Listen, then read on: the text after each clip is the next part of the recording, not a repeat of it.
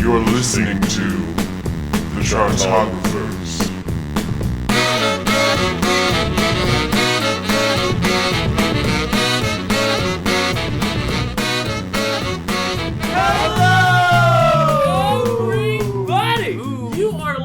To Season 2 of the Chartographers, the second episode of Season 2. Taran is looking at the red that we just got on the recording screen. Exactly, yeah, that's why... Woo, baby, listen, we do not have that Michael Jackson recording budget, but we will one day. It's a new mic. We're still learning. Yeah, and speaking of new mic, Michael Jackson, guys, we're doing the second part of our Michael Jackson podcast, where we rank every single one of his albums from worst to best. In fact, of the 8 major studio albums that we have in the last podcast, we ranked 4 of them, as well as had a mini side ranking of the Motown era ones, which are fine. They're fine, they're just fine. So anywho, more importantly though, we're down here we're going to finish off the job, and we have a lot of time to do it, and we're not going to mention the other albums that we ranked. I really strongly recommend you listen to part 1 because we talk about a lot.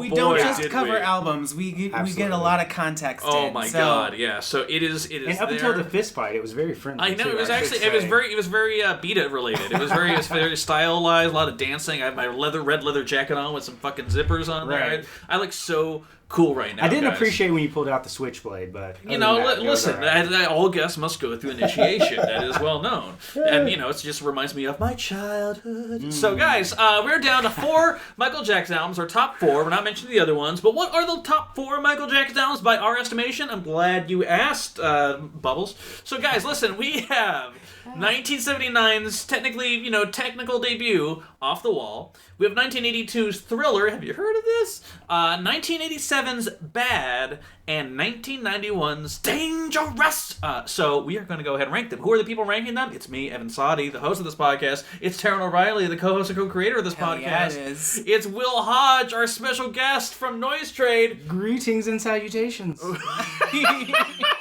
We're trying out new accents. Yes. Oh, it's the second hour, so I have to keep the twang at bay. So Twang at Bay, by the way, that is for all the Southern Beyonce fans out there. It is the fan club name. It is fantastic. So, guys, it wasn't. It is now.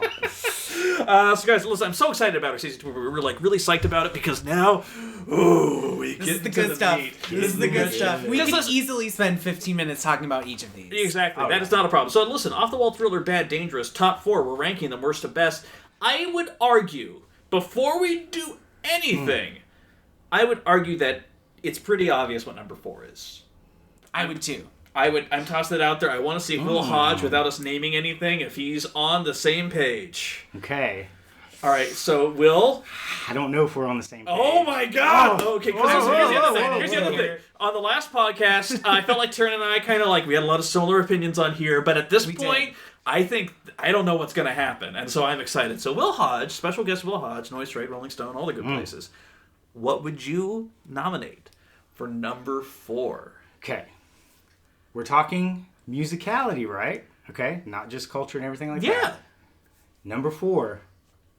I'm putting Thriller at number 4. Oh, fuck no. How contentious? From pure musical standpoint, I'm going to put Thriller at number 4. Okay. I've silenced the crowd. No. Thanks for listening to Chartographers. I want you to keep going. Okay. Defend that. Okay, sure. Defend that. On the offensive already. Turn around. All right. So it's going to be really hard to talk about Thriller in the vacuum of just the musicality. Because from a cultural standpoint, unquestionable, I get it. But one of what I would vote, Michael Jackson's worst song of all time. Oh my god.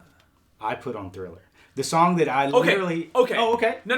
Here's the thing about that. I'm willing to have this discussion. I'm actually because I was worried going into this, Thriller would be immediately thought of as the best album. Because I feel like it's the most popular album. It's the biggest blockbuster there. Thriller, the song, and I've made this argument before. It's a fine song. I wouldn't call it the greatest song ever. It's a Rod Temperton written song. It's a fine song. But the thing about this song is that I don't care who you are listening to this right now, you cannot hear the song in any way, shape, form, or context or whatsoever and not think about the video. They are linked inextricably. You're not wrong.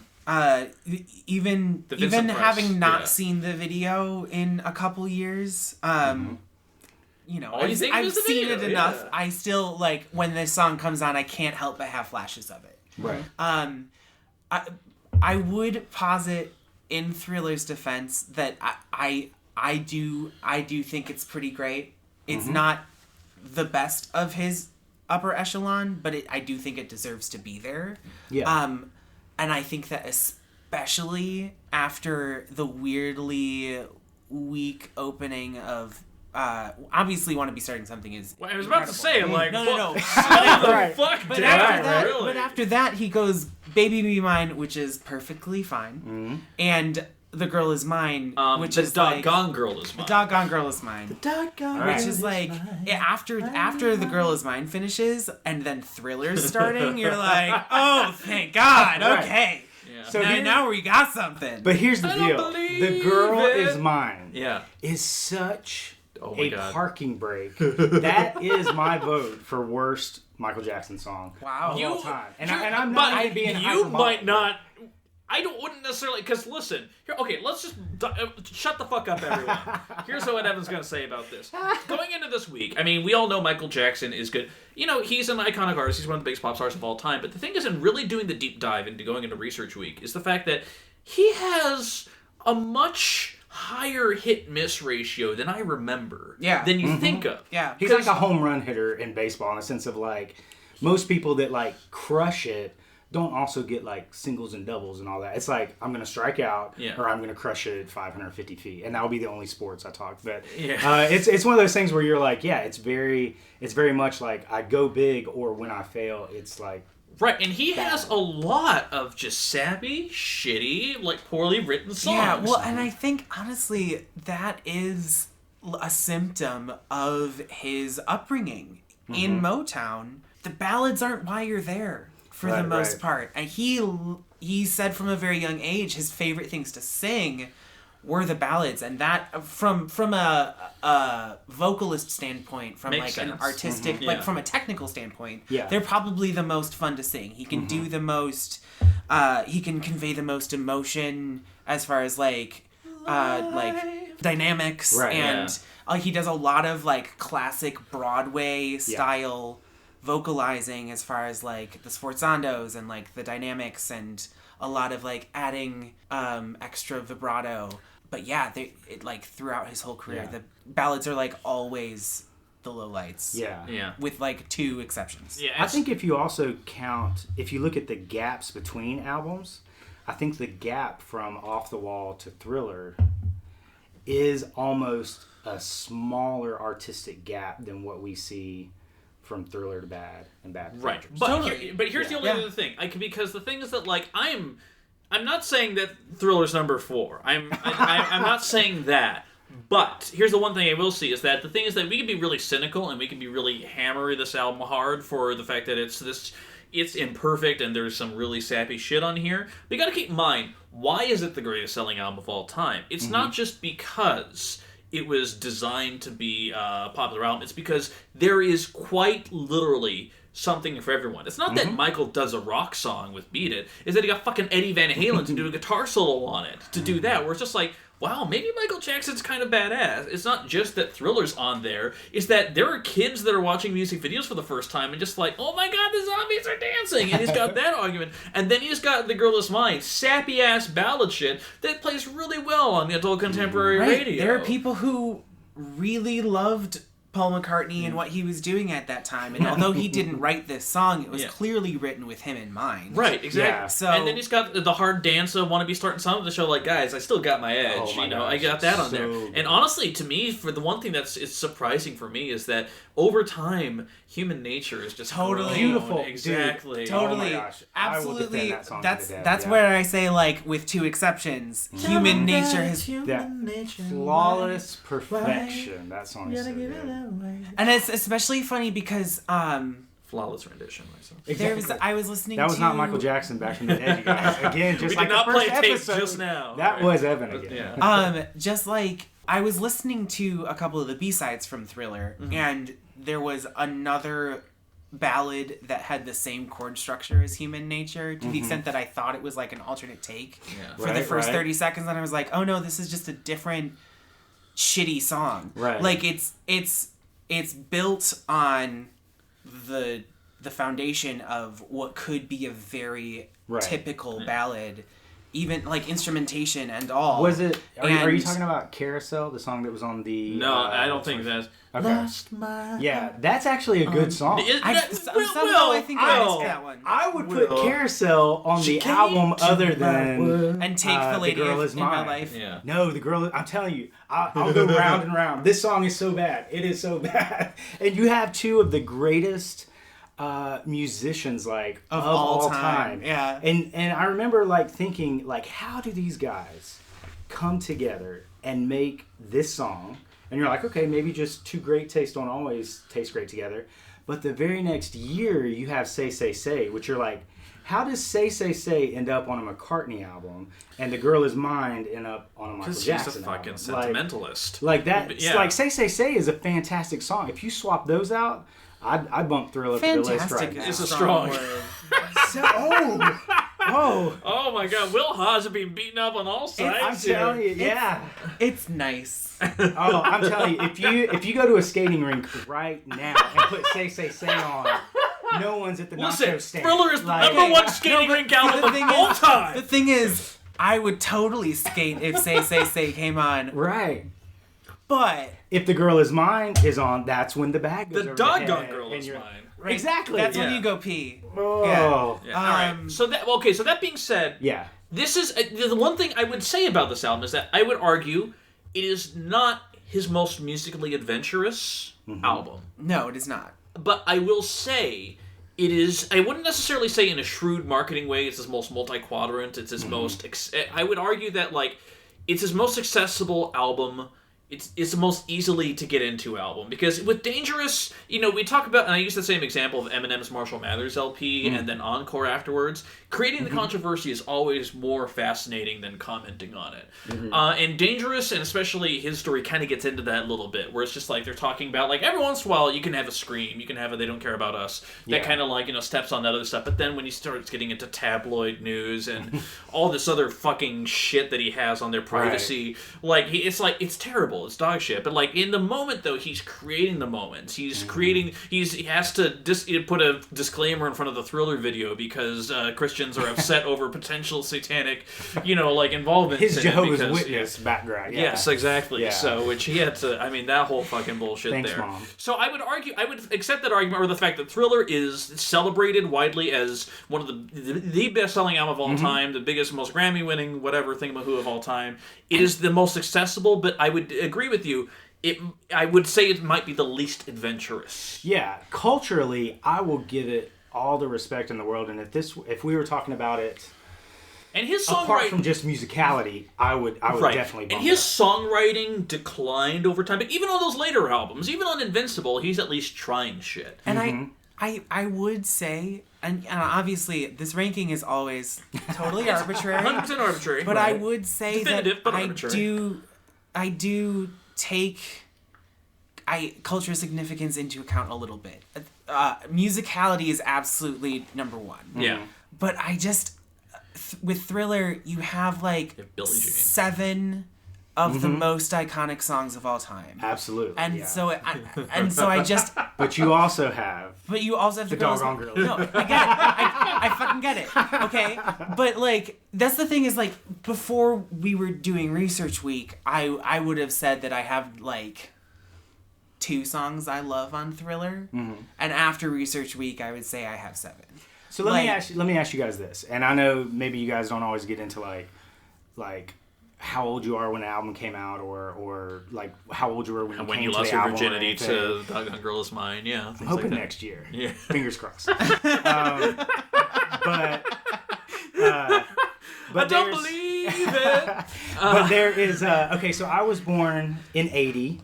This album comes out in '82. I didn't catch it as a 2-year-old, but yeah, I mean, I wasn't hip to the charts then. The lady of my life. But this album, I think, had legs on it that we probably will never see again. Yes. With how long the impact was and how long it took it to really hit. So I was very much present. Like 86, like we'll probably get into it in the mini-sode, but 86 is like my Michael Jackson origin story of like 5 things coming together that made me a complete MJ super fan.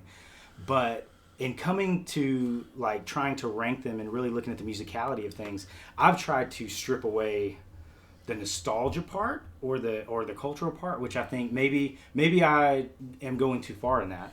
But saying that to say, do you guys have a nostalgic attachment to that album? No, I don't have a nostalgic attachment to Thriller in any way. I honestly would argue I don't have a nostalgic attachment to really any of these albums, truth be told. I enjoy them, but I don't necessarily I might would have say... a nostalgic attachment to individual songs. Right, that's the other thing too. But because honestly, none of the when we're albums as a talking whole. about it, we're ranking Michael Jackson albums, but really, again, that hit or miss ratio. When he balls, when it gets bad, it gets dumpster fire terribleness. Mm-hmm. Like you could cover yourself in shit and run for president, and you I can don't like know. it's like so bad. He's not any worse than the other pop artists we've But done, here's for but me. here's the I other like problem. You know what pop the problem artists make shitty music sometimes. Most artists do. is? Right, but here's the problem: is that unlike other artists that have some good songs or like a cohesive artistic statement in an album, he has songs that change culture as itself. Absolutely. Again, that's that ratio. Like sometimes it's not just he doesn't have a couple 1-2 basers. He has home runs because when he has a Black or White, when he has a Billie Jean, when he has these other things, they rewrite the rules 1,000% all over again. Yeah. And when you have very segmented media markets, you have people that don't know what to do with an R&B song that has Eddie Van Halen playing a guitar solo. Right. You know what I'm saying? Like you're just like, okay, he dances, but he also brings in really hard rock. Like everybody wants to call themselves like genre blurring. That's what we really do. But like he is the prototype for, no, this is genre blurring. This is how you take the best elements of multiple things and put them together in one thing that seems so intuitive to him. Because there so are some, natural. and when you have an album like Thriller that is this grab bag, this disparate, set of influences and styles, they're going to be the people that listen to fucking The Girl Is Mine and then actually might like Beat It. And then there's those people that actually, get this thing because of Thriller and might be like, PYT is kind of cool. I like the vocal PYT 's parts. so good. Like it's kind of like everything there. So Yeah. okay, but long story short, I get your inclination towards Thriller, but Dangerous. Ooh. See, here's the thing. Okay, so Dangerous, as we know, first off, it was the first album he did post-Quincy. And that is significant, because I understand, especially when Thriller came out in 82, and Ben came out in 97, and you're putting out an album in 91, trends change in a decade. I don't know if you know that. That's a thing that happens. And so he wanted to go with a different style. He wanted to go a different route. I get that. And so he very much went with, was it Terry Riley on this one? I can't remember. Teddy Riley. Teddy Riley, yeah. Mr. New Jack Swing himself. Exactly. Yeah. And he did this album, again, CD era album, filled to the fucking brim at its detriment. Because this is an album where it is sonically so similar sounding. All these things kind of run at a very similar pace and a very similar tempo, and that drum pattern, that like that kind of thing, just shows up on almost every song. I would say that this one blurs together sometimes more than history for me. Wow. As far as I had to Who a is couple it? times go I have listened to this song 4 times and I can't remember what it sounds like, and I'd have to click into it and skip to the chorus and be like, oh right, this one. Okay. And I feel like especially that opening salvo of the first 4 songs. Why you wanna trip on Jam. me? Okay. Okay, here's the thing. Okay, so Will, you and I probably agree on Jam. I really like Jam. My God, Jam that is song's fantastic. so Taran does good. not like Jam. Let me give my Jam rant, and then you guys can keep loving it. But my thing with Jam, and this has always I've never loved it. It for the first part, or my first thing is it falls into that it has the same very typical 90s drum machine beat. And I know that a lot of people then took this and did it because of that, but it's pretty basic. It opens each 8 count with that noise. And I even like made sure that this wasn't just the version I had, and like checked around and like found it on YouTube and found it on Spotify and like listened to the sample on iTunes, and it's mastered so ridiculously poorly that the lowest thing in the mix is the lead vocals. Yeah. And then the drums are like 80s, 90s loud.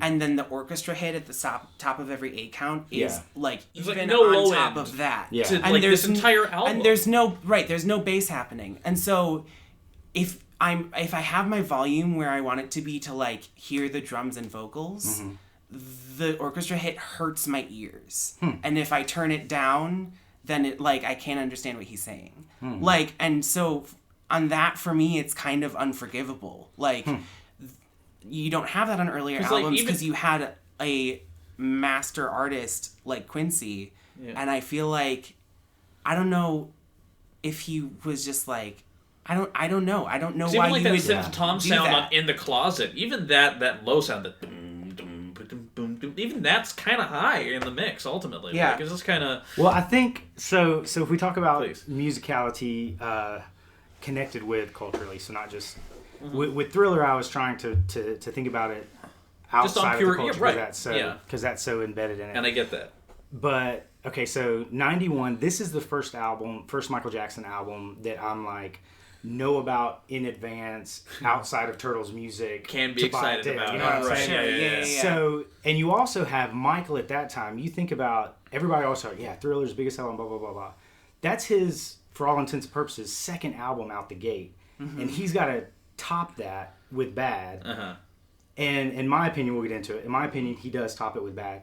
Then has to top Thriller and Bad, and remain current and not just be the guy that's having to do that. And so he comes out with an unbelievably fresh, current sounding album. Because like in 91, I'm 11, so I'm like, whatever's on the radio, whatever's on MTV, like I'm down for all of it.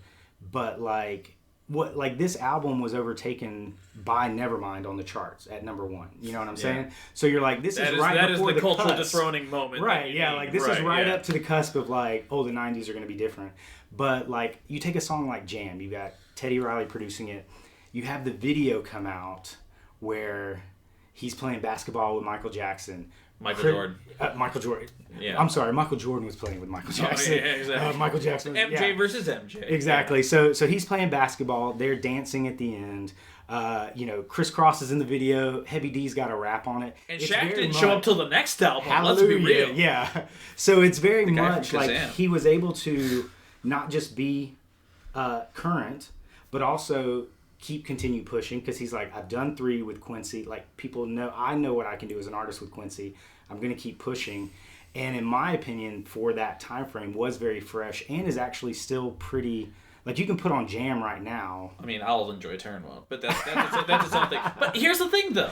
Again, CD. It's not just the fact that there's this number of songs here running into the 72-minute runtime of a CD era. It's also the fact that all of these songs, you could shave 2 minutes off them easy, because like every single one of them. right. And the thing is that then you have Who Is It? You have Why You Want to Trip on Me? You have In the Closet. Is might be, songs- I'm gonna skim the track list again, but that might be my least favorite song on here. Who Is It? It's that melody is so, it feels so, I can't even put it into words. It's just wrong. It feels like that melody has been done so many times and you expect better from Michael. Right. You know, it's like, it's almost like a cliched place to go with a song. And even though maybe, like, texturally, like, he's got a lot of the grit in there too, so it takes that sort of template to a different place, but I don't know. I feel like these songs, like, I wouldn't say that there's as many songs I hate on here. There's just so many more passable songs in here, because, like, Remember the Time is fine. It's a better video than a song. Exactly. But then the thing is, and then that all of that serves in sharp contrast to Black or White. 1000% misnomer. It sounds like it doesn't belong on this album. It doesn't, and Yeah. it's one of it might be my favorite Michael Jackson song of all time. It doesn't make a lot of sense lyrically. I mean, like, it's about racial tension and things like that, Right. you know. But it's still, saw that you agree with me. I saw you kicking dirt in in my eyes. You know, like, it's like, okay. Right. You know, like, there's a lot going on here, but, like, that song is such a misnomer. And that song is so fucking good. It just obliterates everything else here. And I'll be honest, Gone Too Soon, it's kind of like this weird James Taylor-y thing at the end. Yeah, that's the Ryan White song. You know, yeah, exactly. Like, it's there, it's fine. Will You Be There is great. I still enjoy it to this day. That percussion, that you know, like, that really helps drive that and change it. That's the one that I almost feel is more like have heard before. You know what I mean? Like, it's a good song, but that one feels like that a melody is retread. just Right. like, it's literally just walking up the scale. Yeah. Right. So I definitely, I feel you on that. That's another one that I've performed. Oh, okay. We actually He did is that strong, in show yeah. choir. Yeah. So, like, I have a different connection with it. To the extent that I listened to it, like, maybe once this week, because I was like, I know this. But yeah, that's another one, though, that doesn't totally sound like it belongs on this album. Just because and it's funny, because those are, like, two of my favorite songs on here. But I think because they sound like they have a real great, solid production on them. Whereas on a couple of the other ones, I have like big issues with the mastering. I think like there's a couple times on here where the like melody line is more quiet than the multi-tracks they did. Sure, Like, of the melody to, like, emphasize. Like, those come in from both ears, and they're, like... he's harmonizing with the they're instrumentation. They're, like, at the top of the mix, and again, you can, like... He has a single vocal track that's, like, pretty quiet, and it just... It really bugs me, and it almost, like... It takes away from... Maybe there are some, like, great songs hiding in here, but I can't hear them. So we got some defense on the song. Oh, okay. All right. Great. Hit us, Will Hodge. Because this is my, like, Dangerous is one of, I was really battling for this almost to be my number one. So Dangerous, I feel like if you look at, again, you know, kind of when we talk about progression over albums and all that, you have, like, Beat It, where he's, like, you know, in the video... I'm a tough guy, we're going to have fighting and dancing, there's Eddie Van Halen solo. My next album, I'm going to come out with a song that tells you I'm bad. I'm going to emphasize that by falsetto vocals in the back that say really, really bad. But then you listen to the vocals on this album and you're like, wait, I think the thing that, you know, methinks you doth protest too much previously about how bad and angry and being able to kind of hit the sonics on this, that he's finally been able to harness, like, oh, this is like grown, mature, anger, emotional, you know, whatever kind of aggression, like all that kind of stuff. You actually, it now feels natural. You listen to Jam and it doesn't sound like he's trying to tell you, no, I'm more than ballads, I'm more than Motown, funk, and soul. Like, I can also, like, throw down with the time. I mean, you know what I mean? okay, so, like, I get that. And the thing is, like, Bad isn't that hard a song. There's that infamous story of him trying to get Prince to be on there, and Prince being like, you trying to be bad? You ain't bad. You ain't nothing. Ding dong, baby. Ding dong. The thing is, but, like, and so, like, Bad at the same time, though, I can, like, believe that a little bit. Like, I can see him, like, he wants to be the bad boy. He wants to, you know, it's really pop, but... The thing with Bad is, like, I don't care that you don't, like, you're like, you're not bad. Like, but it's really cute to watch. Because he's fucking Michael Jackson, and he just had the best-selling album of all time with so you with can 6 make top that 10 singles. proclamation, like, yeah. He can say whatever the hell he wants about himself. But you're if gonna he wants sit to there... be this bad boy, I am happy to watch him do it. Right. And yes, you are correct. It's totally more believable on Dangerous. He sounds like he's going in, and you really hear, but then finds you have that perfect scratch in his voice. Right, but then you have the fucking orchestra hits. And the thing is that the music of Thriller and Off the Wall and Bad has transcended time, has been able to avoid trappings of the decade for the most part. There are exceptions, Dangerous I understand. Sounds really dated. Dangerous is dated. Dangerous... is not allowed to come out of it because those fucking Dangerous, the song, Dangerous, beam, beam, you know, that fucking orchestra hit sound is so cheap and tinny and annoying. That's like one of the times where I really like it.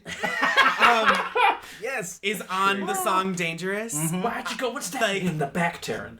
I fucking love that song. All right, cool. And is this the first song where he has trouble with a female in a relationship that's untrustworthy? I can't remember. No, I'm just kidding. I'm just saying, like, that's also the continuing thread. So here's the long story short, just because I know our number one, number two debate's going to be intense.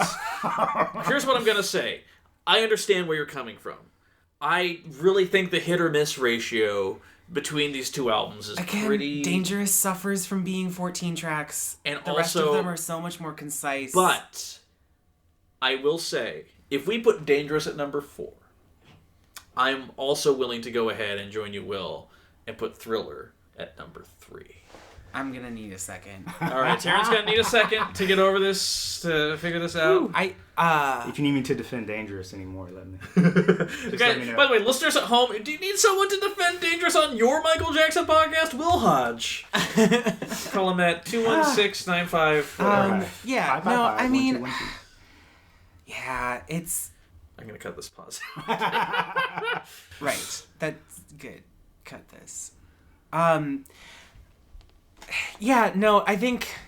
Like, don't get me wrong. We're down to fucking masterpiece. We're down to, like, really strong sets here. So while you're thinking, I won't add an extra thing, but I just want to clarify. Go. Do you would say Dangerous sounds more... like the sonics of it, that Dangerous imprints itself to a timestamps itself more than Thriller does. 100%.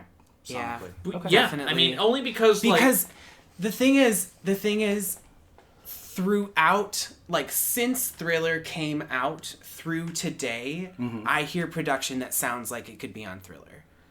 Like, like mastering the synths that they choose, like, people are still copying that sound. And I don't think that people are copying the sound on Dangerous. No one's making... Not even ironically. No one's doing that late 80s drum machine orchestra hit like it was. They've moved on to different synth pads. They've moved on to, like, you can still emulate the 80s and the 90s, but you can't emulate like that 90s. A modern production on it, and it sounds different. Yeah, by the way, you know what I mean? Dangerous was also mixed in Q Sound, which was this attempt to do quote-unquote 3D audio. Oh, yeah. That was another thing. Yeah. Speaking of complaint, that's the thing. I don't think I can let Dangerous get higher than this. Like, it's my own decision. But I have so many problems with how it's mixed, and when we're talking about a massively selling pop album, I think that's a huge problem. And because, like, there's hissing on the vocals.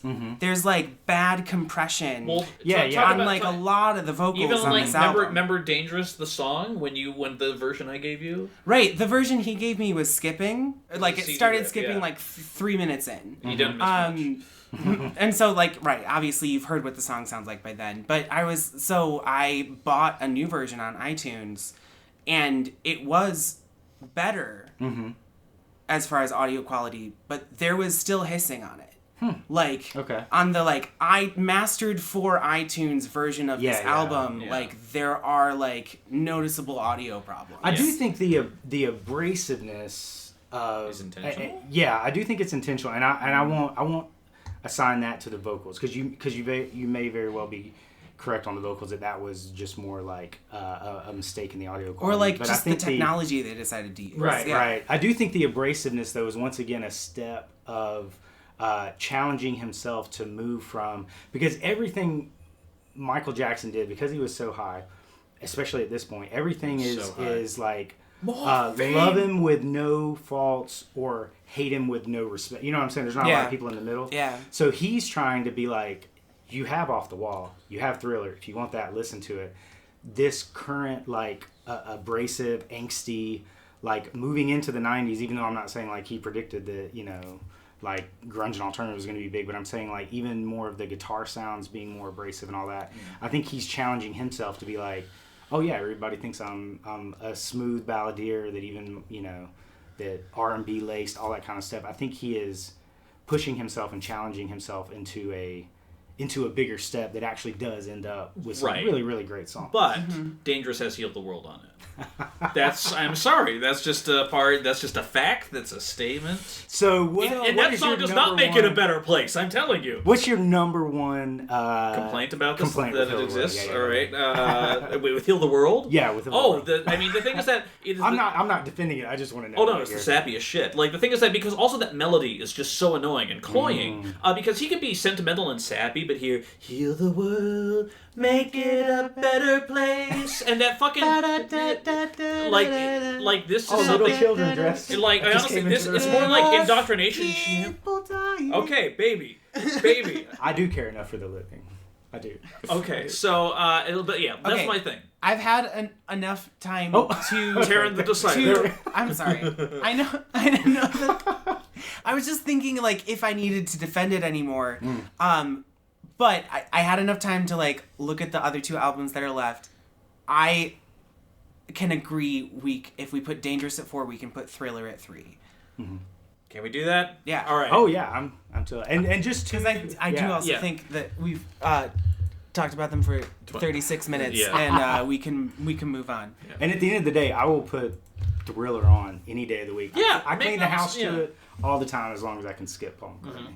All right. In that case, guys, here's the thing. That means we are down to Off the Wall and Bad. And I'm not nominating anything, but I just want to talk about a revelation that I had this week. I was always under the impression that Bad was the lesser version of Thriller. Like Thriller was such a huge multi-quadrant whatever success. Here he clearly wanted to top it. I was also under that opinion. Yeah. But keep going. Please. Yeah, and the thing is that, like, in listening to it, and keep in mind, Bad still has some appropriately bad songs on there. Sorry, Speed Demon. But, or Liberian Girl. We're going to get into this. But, the thing is that, like, the thing that struck me about this, though, is that while Billie Jean, of course, is kind of the paranoid anthem, and Michael Jackson, for the most part, until that history split, is pretty good with Paranoia. That's always his most compelling and, psychologically terse and interesting songs. Sure.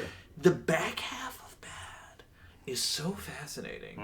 Because, keep in mind, the original vinyl edition didn't have it on the CD and digital re-releases later on. It did. But it added on the additional song of Leave Me Alone. Well, and it wasn't even later on. Yeah. I believe that the CD release, or did they have CDs in 87? Yeah, they would have had them, but their 86, cassettes yeah. would have still been bigger. Because the first one was yeah. A Nylon Curtain by Billy Joel. That was the first album released on CD, or at least the first major album. All right, yeah. Because yeah. I can't remember exactly. I think it was on the CD release to begin with. Right, but not on the vinyl. So, But like 88 is the first year that CDs started outselling vinyl. So we're like right before the cusp of that. So I still think, right. yeah. But that back end of like Dirty Diana and Smooth Criminal and Leave Me Alone is just one of the things where it's like there is more of a through line with Bad than I ever did, because most Michael Jackson albums, when you get down to it, it's a collection of pop songs. End of story. They're not telling a story. It's just a bunch of songs that are like trend-setting or trying to push something at the time. Like, it's just, they're a bunch of songs, and some collections of songs are better than others. But Bad almost has like a through line. Bad almost has like something to it. And even then, it's a little bit fuzzy. It's a little bit nebulous. But there's just a little bit more consistency throughout what Bad is trying to do.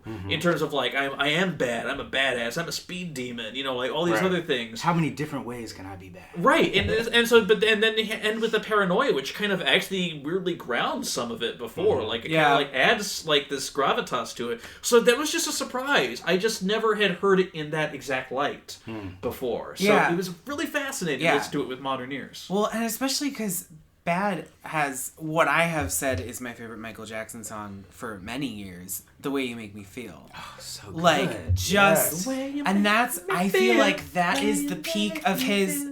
Like, when you think, like, Michael Jackson, like, rhythmic songwriting, that, like, The Way You Make Me Feel is, like, the coagulation of all of that. Like, that and that...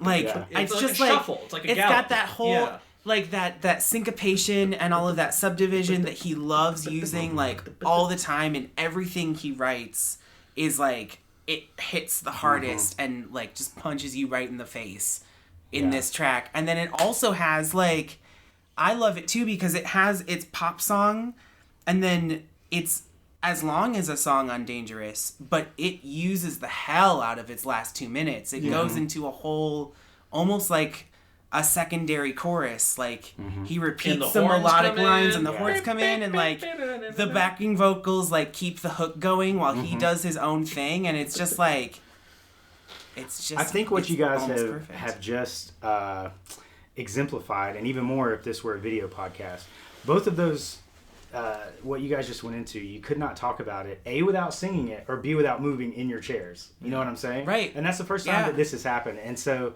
like, with Bad, I think, like, Michael Jackson, unquestionably, his songs are full of riffs, and Bad is one of the first times where you have, like, literally multiple riffs of different instruments going on that you can latch onto and sing iconically and know what song you're singing. Like, whether it's drums, horns, guitar, like, it's bass, all these things that if it had one, you'd be like, that's enough to base a song around. That's incredible. And then it's also like, oh, wait, there are 3 or 4 other iconic riffs going on at the same time, you know? Yeah. And I think that's another reason why Dangerous was so disappointing to me, is because his early songwriting, like specifically drums. I'm looking at drums alone. There is so many fascinating, like, no one else does this, like, syncopated decisions on these earlier albums that you just, they don't, like, they're on Black and White, and they're on like 2 or 3 other songs. And then for the most part, you can't find them. Right. You know, because it's a drum machine, and it's not like Quincy in the studio, like, pushing studio musicians till they break, or like warping things and like playing around. You know? But Off the Wall. Now, the thing about Off the Wall that is fascinating is that this came out in 1979, and you can argue for the most part that it's a disco album, but it's also not a disco album at the same time. Like, clearly, I mean, it walks this extremely fine line. Basically, because disco albums sound of an era, very much sound like of that thing, and there's just something about it, like this, I'm not sure if it's the heavy, more reliance on soul and his upbringing there, like, where it just kind of, it moves a little bit between genres in surprising ways. Because, again, those disco strings and Don't Stop to Get Enough, it's a fucking disco song, but it rides a beat. It rides that funk guitar. It, like... Well, and that's definitely, it's a bit more of a fusion than I think most people give it credit for when they're just thinking, because, like, Don't Stop Till You Get Enough is like, it is, when you, it's just disco in my brain. It's the best disco. It's like, when, like, the peak of what disco can accomplish, but it's still, that's what it is to me. And, but you can definitely hear, because he had been writing songs with this kind of funk groove for the Jacksons in, like, a couple other places. And so, like, it makes sense that he got here, but it also is, like, so distinctly his own, like, statement. And I love that it's about Star Wars.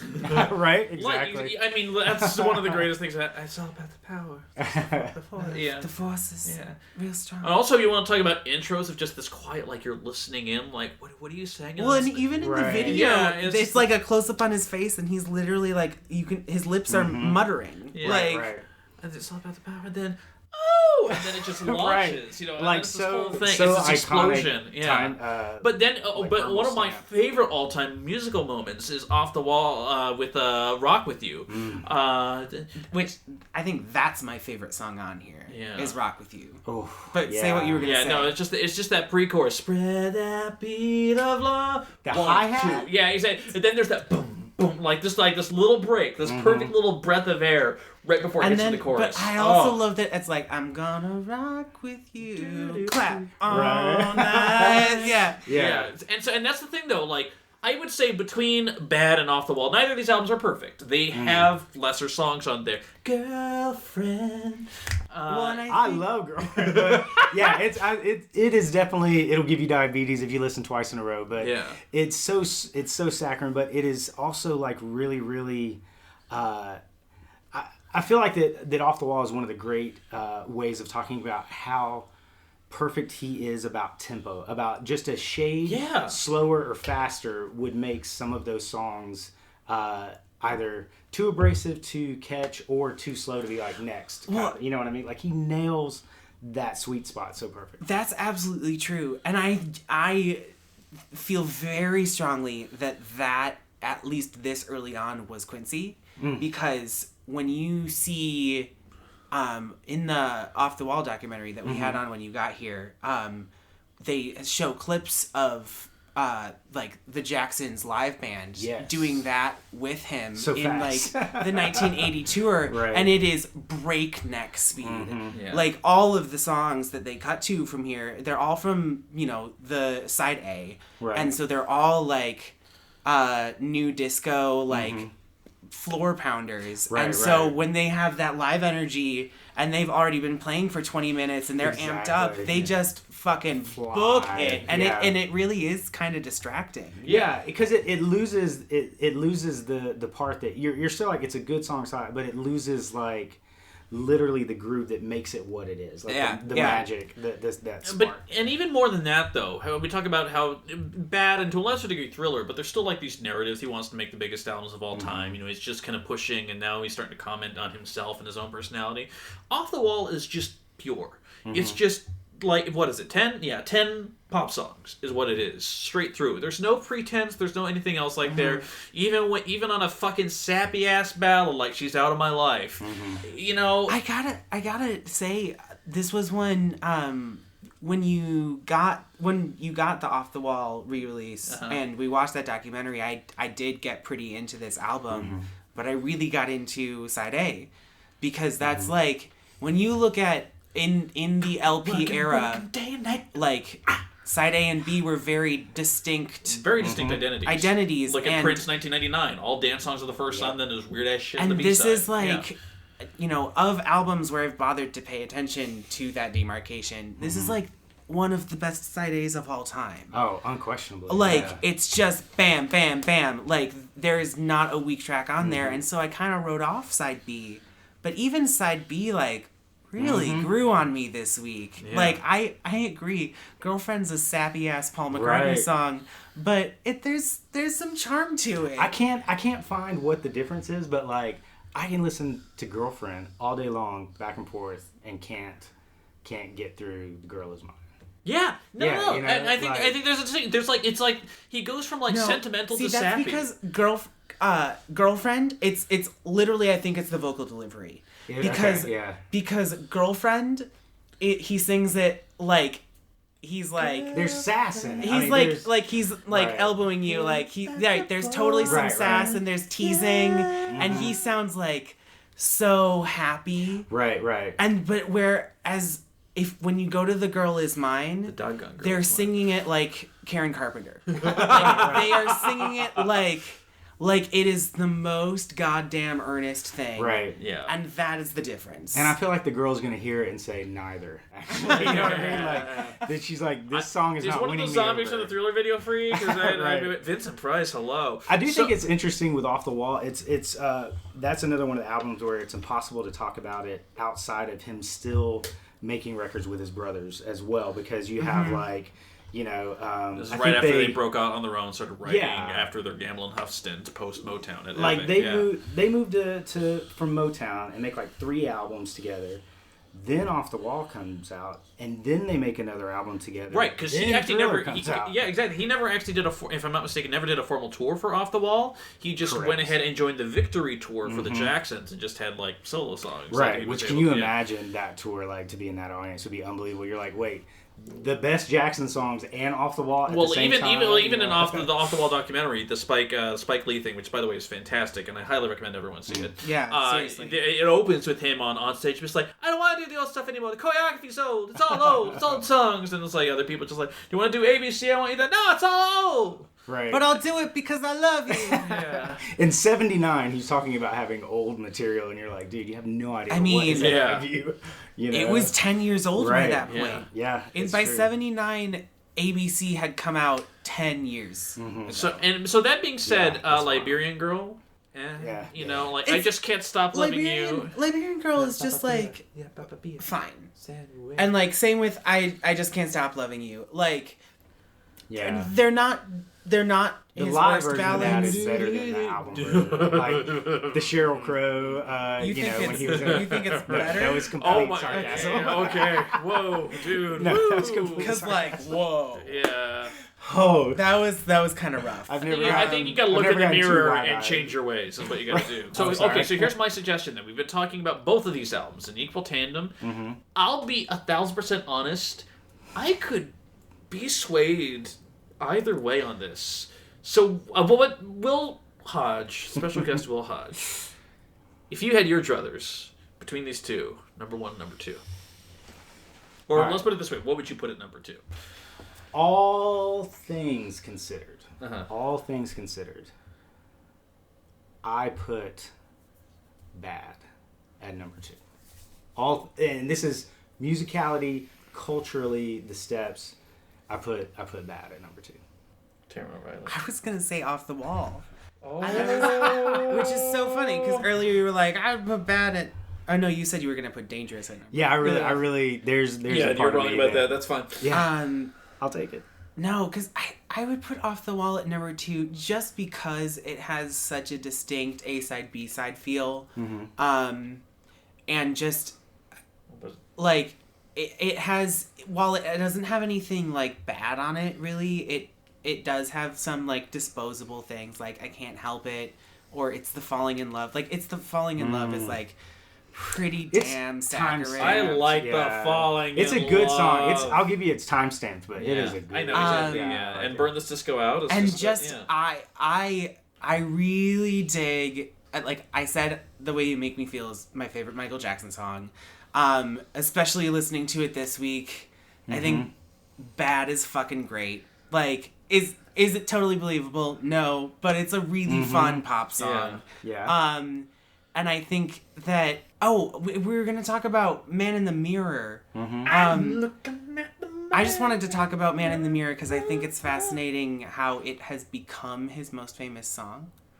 Like if you look at Spotify, If you look at like Really? Spotify plays, this surprised me iTunes too when I sales, heard it. Yeah. And is like if you ask people in our generation what their favorite Michael Jackson song is, the most common answer you'll get is Man in the Mirror. And he didn't even write it.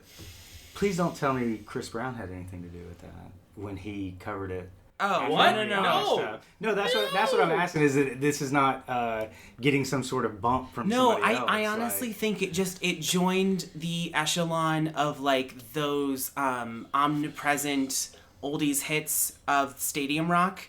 It's like a Living on a Prayer, Don't Stop Believin', Bohemian Rhapsody kind of mid-tempo echelon. sing along doesn't get scary. Exactly.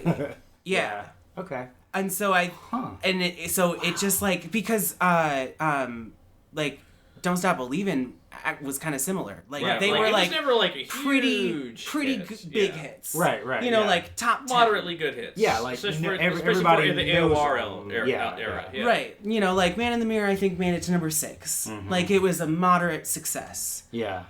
But like through time it has like surpassed everything, and it actually when he died was his highest charting single in the UK. It went to number 2. And once again, I think that part of that comes from like that's new information to me. I had no idea, but I know. I think part of that comes from really when he did get introspective, or when he did pull off something that most people would think was pretentious or fake or all that kind of stuff. There was such a genuine believability that when it doesn't get distorted by the media. gigantic king of pop, and it doesn't get distorted by like I'm the biggest thing in the world, let me turn this into a savior Things about complex. Michael Jackson. Like you're just like, dude, like he really is able to hit that universal chord, which is why sometimes I give even more weight to Heal the World, Earth Song, like those kind of things where you're just like, oh god, on the surface it's a bit much, but I think that there's a genuineness going all the way back to his first album. Yeah. All right. That I So hit on for the that third being time. said, all right, cool. So all right. So do we have a nice divide here of you say that Bad is number 1, you say that Off the Wall is number 1? If we're saying all like every single thing considered, then I would say like if I hate the Desert Island thing, but if somebody was like you literally only have one more album of his to enjoy for the rest of your life, like I think that Off the Wall is amazing in its own right and reminds you of like the pure genius and talent and well-earned, hard-working, just genius of Michael Jackson, in my opinion. IMHO. So I think this is I think we've had an amazing discussion.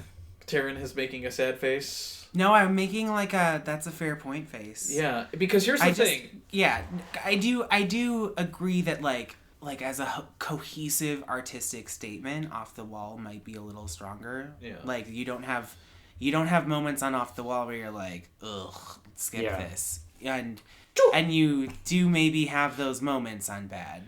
I just think that the heights on Bad just hit so much higher. I don't think any song... When you get The Way You Make Me Feel, or when you get the explosive instrumental bridge on Smooth Criminal, or when you get just like the like this Steve might be Stevens on Dirty I Diana, might say that solo. Leave Me Alone, even though it wasn't on the LP Leave me release. alone! Like that might be my favorite Paranoid song of his, you know? And I just think that like on an individual like track by track basis, when you think like if we're leaving Thriller behind, when you think like the height of Michael Jackson and his power and his artistic vision, his best songwriting, his cultural impact, like you go to Bad. But I keep coming back to Off the Wall at the same time. I think it is just like, because he had so much to prove at the time too, there's something just unabashed about it. There's something that is just so game-changing about it too, of the fact that when we talk about Thriller being kind of a spread around, accessible to all things, the fact that we're talking about Off the Wall, which is a disco album, and how it's also not a disco album, it's also a disco album, like there's and just still very accessible. It's a dance album, and yet it still plays down this pop line. It does a lot of things. It basically is the blueprint that everything else is built off of, and he spent a lot of time working on that blueprint, especially when you take the Motown albums into consideration. So quite frankly, and to top it off, not like that necessarily is the I mean that is the argument though, but also as a cherry, I feel like we've been outvoting Will a lot. Don't take that into consideration. I know. But that being said, I personally would be okay with having. And it's a hard-fought battle, and I never thought I would then be down to these two, so I would be willing to go with Bad at number 2 and Off the Wall at number 1. I can accept that. Yeah. Shall we do that? We've been talking about Michael Jackson for 2 hours now. Let's go ahead. Like it just started. Let's lock it in. So just so you get a recap, guys, from this episode of the podcast, number 4, Dangerous, apparently Will's favorite album. Number 3, Thriller. Number 2, Bad, and number 1, his brief cameo in Men in Black 2, where he plays Agent M. I'm kidding. No, he's on Down the Road from The Wiz. So good. What's Up With You with Eddie Murphy. No, number 1 is Off the Wall. But guys, listen, we have so much more to talk about. Save it for the happy hour. I know. Stop making references. I'm laying the seeds for what will eventually be a terrible discussion of his work. Amazing. I'm excited about it. But in the meantime, Will, thank you so much for being here. You so much. This has been incredible discussion. This has been. We've gotten so far into. This is not how I thought the ranking was going. I am not upset. There have been episodes, you've heard them, where I've been very upset. Right. Prince. I regret how angry I sound on that, because it's just music. But yeah, this is very interesting. I just, honestly, going into this, more than any other album, because I did all the research, I didn't have any concept of a ranking going into this. I knew the worst assumed things. that Thriller was going to be at number 1. Right. And I just didn't even question that ever, just because it has... all those iconic moments. It just has, and it's so solid, but it does... I totally understand, like, how the other two got above it, because they as artistic statements make a little more cohesive sense. Right, Bad just totally caught me by surprise this week, and I was stunned by that. Yeah. So I mean, listen, we have our thoughts and opinions. Listen, you guys have your own.